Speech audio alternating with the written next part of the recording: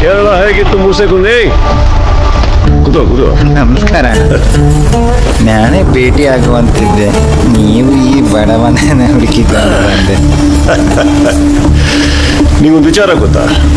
ನಾ ಇಡೀ ಊರಲ್ಲೇ ದೊಡ್ಡ ಮನೆ ಹಾಳ ಯಾರು ಅಂತ ಕೇಳಿದ್ರೆ ಎಲ್ರು ನೀನು ನೀನು ನೀನು ಅಂತಾರಲ್ಲ ಮೂಸೆ, ಅಲ್ವಾ ಬಾಲು? ಹೌದು ಸರ್, ಇವರೇ. ಅಯ್ಯೋ ಯಾಕಣ್ಣ, ಅಂತ ತಪ್ಪು ಮಾಡಿದ್ದೇನೆ? ತಪ್ಪು ಮಾಡಿದ್ಯಾ ಮೂಸೆ, ಸಿಗಾಕೊಂಡಿಲ್ಲ ಅಷ್ಟೇ. ಬಿಟ್ಟಾಕ. ಈಗ ಕೇರಳ ಹೋಗ್ತಾ ಎಷ್ಟು ಮೂಟ ಅಕ್ಕಿ ತೊಗೊಂಡೋದೆ, ಬರ್ತಾ ಎಷ್ಟು ಮೂಟ ಗೇರ್ ಬೀಜ ಇರುತ್ತೆ. ನೀವೆಂತ ಹೇಳ್ತಾ ಇದಾರೋ ನನಗೆ ಗೊತ್ತಿಲ್ಲ ಅಣ್ಣ. ಬೇಕಿದ್ರೆ ಮಣ್ಣಿನ ಜೀಪ್ ನೋಡಿ.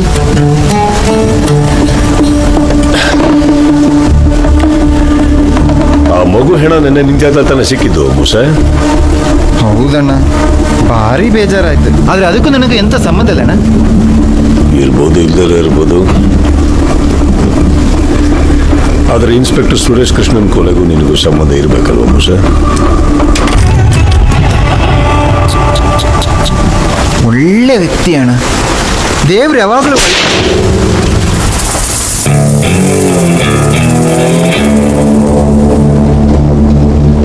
ಅದೇನಂದ್ರೆ ಮೂಸೆ, ಯಾರಾದ್ರೂ ನಾಟಕ ಆಡೋದು ನೋಡಿದ್ರೆ ಈ ಹಾಳಾದ ಕೈ ಕಡಿಯತ್ತೆ.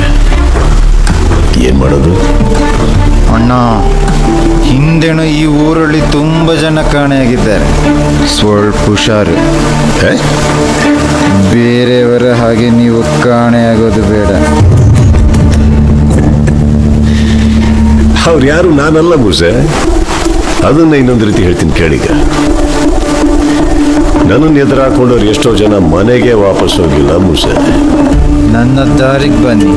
ಸಂಬಳಕ್ಕೋಸ್ಕರ ಸರ್ಕಾರದ ಮುಂದೆ ಕೈ ಚಾಚೋ ನ್ಯಾಯ ಯಾಕಾಗ್ತಿದೆ?